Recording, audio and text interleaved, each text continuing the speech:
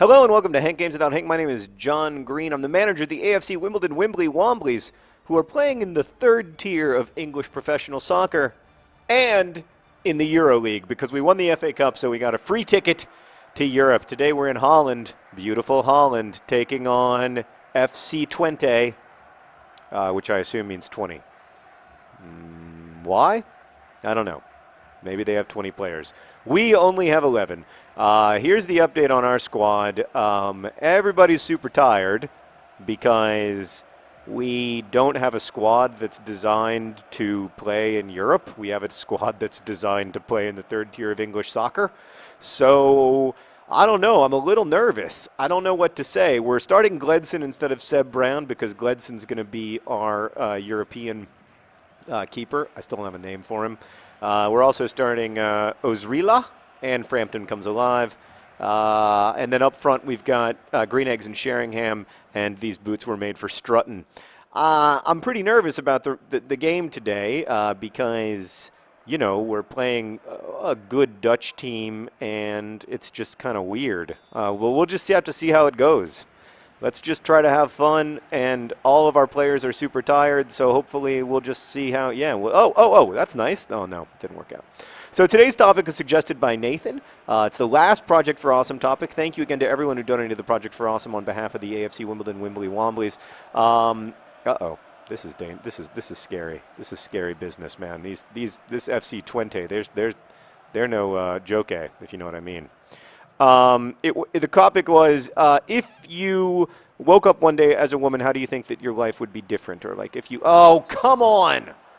If you became a woman, how do you think your life would be different? So I think like the major difference is that what to me would be the biggest difference is that my life on the internet I think would be radically different because of the way that, because I think women are just treated differently and more poorly on the internet than men, particularly women who have an audience. There's much more, like for instance, you will never see a comment on, or very rarely will you see a comment on a Vlogbrothers video that's like, I masturbated to this, which is something you see all the time. In fact, like every time I look, even the art assignment comments, I mean, you know, this is my wife to whom I am like married, and yeah, even then you see comments like that, or comments about abuse, or just objectifying women, sexualizing them when they haven't presented themselves in a particularly sexual way, all of that stuff. And I think that would be very difficult. Like I think one of the reasons that you don't see as many women in the top of YouTube as you do men, like the top ranks of YouTube creators. I think the biggest reason is that as they grow in audience, women are often removed from the conversation by this bullying and abuse, and it's got to be that FC Twente keeper is like go Gadget arms. So I think that's one of the main reasons that you see. You don't see women. You see there are some female creators, thankfully, with like millions of subscribers. But the majority of creators who have millions of subscribers are men, and I really think almost it's because they get kind of removed from the conversation by that abuse. And unlike like proper celebrities, there's no way to deal with it. So people stalk you and they find out your address. And I mean, this isn't true just for people with millions of subscribers. This is true for, I know many female YouTubers who have, audiences in the 4 digits or 5 digits who have really terrifying issues with stalking.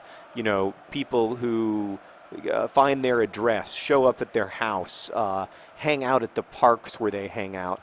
And that, like I've dealt with a little bit of that, a very small amount, and it is truly terrifying. And you immediately say to yourself, well, I love making this stuff, but it's not worth my life. Like, it's not worth my relationships, my core relationships, my time with my family. It's not worth any of that. So, like, forget. Oh!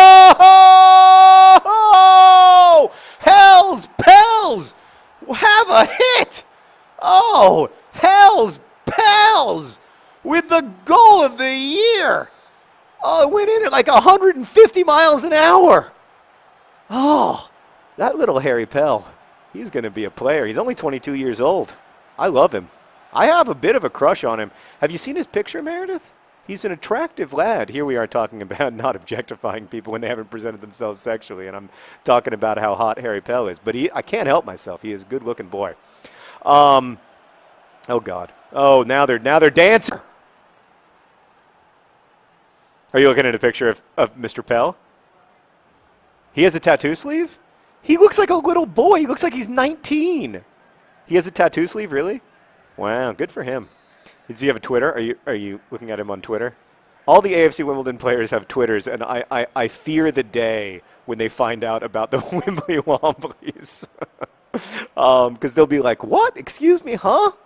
Of course, they see the posters by the field when they play, which is weird to think about. Anyway, yeah, so I mean, I think that would be the number one difference in my life, is that it would become much kind of like, I do think it would be harder to create stuff, and I think it would be harder to manage the audience in that way. What? That was a great shot, but it was for nothing. But I mean, I think there would obviously be some other changes, like, you know, like Sarah would be surprised. I think, I don't know. I mean, in terms of my professional life, I think that would be the biggest difference. I think it's just much, much harder to have a public life on the internet when you're female. And I mean, really, like, you know, tons of privileges in that front. But they brought on a man named Iron John. I'm interested in him. But I don't know if, like, my work would change, if, like, the kind of work I would want to make would change, or if the nature of, like, if the way I write books would change, or the kind of stuff I'm interested in as a writer would change. It's an interesting question. It's so hypothetical. It's kind of like, that stuff's hard to imagine. Oh gosh. Oh gosh. Great save. Really good defending. That stuff's just so hard for me to know, because, you know, I can try really hard to imagine what it's like to be someone else, but, like, I also have to understand that on some level, like, I never will actually know. So I don't. Yeah, it's hard to know. I feel like we need to make a substitution here. No, they're still. I mean, maybe we bring him on. Maybe we bring on the John Greens for, like, the last 30 minutes, try to see if we can squeak out a goal. Patron Saint of Lost Crosses with the cross into the box. It's a good-looking one. Oh, but unfortunately, Hell's Pels is a tiny little man. Goo! Sorry, that was exciting. Yeah, now FC 20 is getting nervous. Now we've got Green Eggs and Sheringham on the ball. Nice looking. Nope, we've got a tiny little men back there. All right. Yeah, I don't know. I mean, I think, like, I don't know. It's such a I always struggle with really with hypotheticals, because then I just wonder, like, how far should I take it in my how far should I take it in my mind? Like, it reminds me of one time my good friend Laura, and who's Sarah's maid of honor, was talking about whether we'd like to rather have an old house or a new house, and I was like, I'd rather have you know, an old house that has some character and you know, has some architectural detail and everything. And she was like, well, what if the new house has architectural detail? And I was like, well, then I guess maybe I'd want a new house. And she was like, what if the new house is, like, made of bones? And then I was like, well, in that case, I'd want to go back to the old house, I guess. And it's just, you know, like, how, Meredith, you could make a Wimbly Wombly highlights video that's nothing but me being frustrated and using variations of O. Yeah, like that. Just letters. Just letters. That's how I speak. Just in letters. Come on.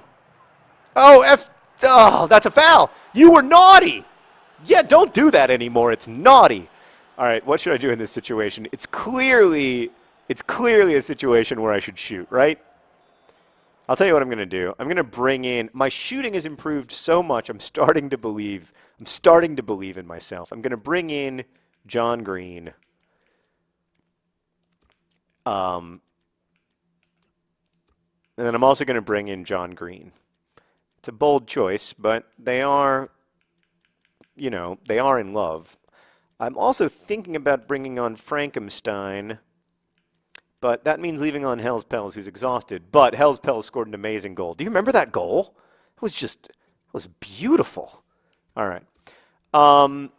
But yeah. So like, other than that, like, I mean, I'm sure that I don't know, fertility would be weird. I don't know. That I find fertility very stressful as it is. All right, we're bringing on. We're shooting with John Green. Oh! Oh! Did he have to actually make a save? Wow, that's huge progress. I got a shot on goal from a free kick. Come on. No. No. Settle. Shoot. Shoot. Get in there. Oh. Yikes. Yikes. This is stressful stuff here here in the EuroLeague because, you know, it is Europe. I would love for our dream to continue. Oh man, we are not, but we're struggling against the unstoppable force that is FC Twente. Someone who's Dutch is going to make fun of me for my sure. Oh God, panic, panic, panic. Oh, panic.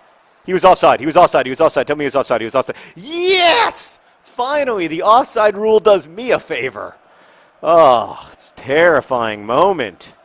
All right. Pass the ball. There we go. Pass the ball again. Pass. It's good. I like everything you just did. That was not as good. That was not as strong as a decision. 80th minute, 10 minutes to find a winner or to find a loser if we're unlucky. Meredith, is there anything else I should say about what I would be like as a woman? Oh, I lose all sense of personal space. What do you mean? Oh, like people will stand closer to me and stuff? People stand closer to you when you're female? And like, are they more likely to like touch you against your will? Oh God, I hate that. I hate being touched, as you know. It's a big thing for me. You remember when I was accused on Tumblr in an anonymous comment of having assaulted a fan? And then it tracked back to a comment where someone said he reached across the signing table and touched my arm. And the first thing I said was like, well, that's not assault. And the first thing my brother said was, regardless, there's no way it happened. Which is true. I am very afraid of touching people. Oh God, I feel bad because people ask me for hugs or whatever, and I'm just like, but I can't. No, I can't. I really can't. I really, really can't. Yeah, I guess it would suck to lose all sense of personal space. I often think about how men, like in a car or something, or on an airplane, like men just physically take up so much space. They spread their legs. There's a weird way that guys, whatever, have of like physically occupying space. It's weird. Yeah. Yeah, and then, and then the person next to them, yeah, it's like all squished. Yeah, that's interesting. I don't know. I would like to know, but yeah, of course, I never will. So all I can do is listen. We drew. Sorry. Thanks for watching. Best wishes.